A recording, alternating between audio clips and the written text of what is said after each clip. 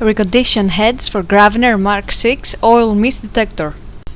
For testing, the heads are connected to the unit, and then we simulate the oil mist with smoke detector spray sprayed on the head's path. Apart from hearing the alarm, we can also see the relevant indicator lights on both the head and the unit, as well as a message on the screen.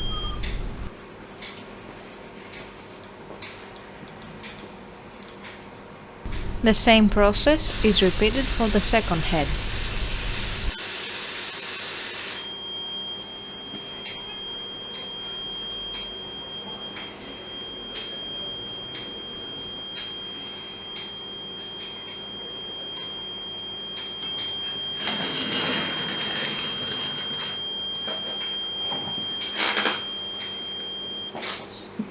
We can now see that both detector heads are operating successfully and are ready to be delivered to the customer.